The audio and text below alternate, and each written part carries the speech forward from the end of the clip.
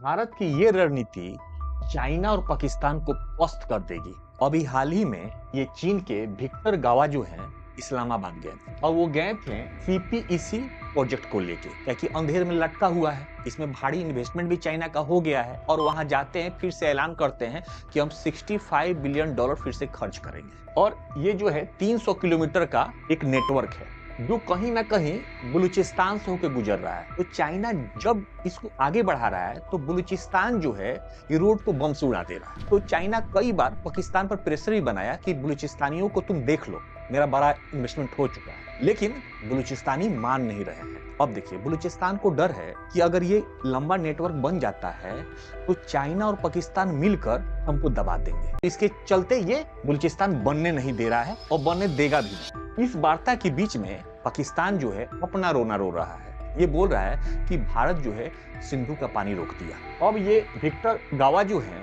ये बोलते हैं कि भारत अगर पाकिस्तान का पानी रोकेगा तो हम भारत के पानी रोकेंगे। तो ब्रह्मपुत्र नदी को लेके बोले और वहां पे आप मीडिया जो पाकिस्तानी मीडिया इसको जोर शोर से उठाई। अब निकलेगा भारत का दम, भारत रोकेगा पाकिस्तान का पानी तो चीन रोक देगा भारत का पानी। ब्रह्मपुत्र नदी जो है तिब्बत होकर भारत में इंटर करती है तो अरुणाचल प्रदेश में इंटर करती है, और जब अरुणाचल प्रदेश में इंटर करती है तो ये 20% पानी ही होती है और 100% बनती है अरुणाचल प्रदेश और असम के बीच में। क्या है कि भारत में इंटर करने के बाद 8 से 10 नदियां इसमें जुटती है, उसके बाद ये असम आती है, असम से बांग्लादेश में चली जाती है। अब अगर ये चाइना 20% पानी रोक भी लिया, भारत को क्या फर्क पड़ेगा?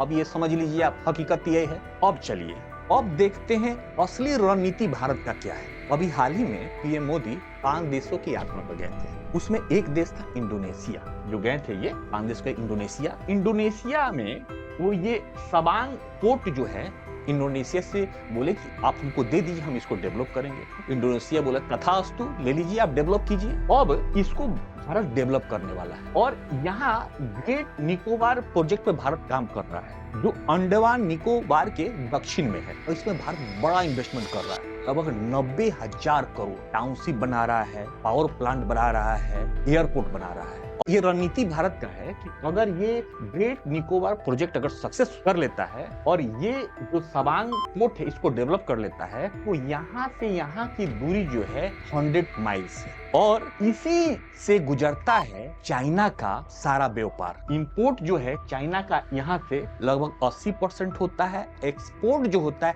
60% होता है। यानी ये दोनों बन जाने से भारत चाइना के दुखती पर हाथ रख देगा।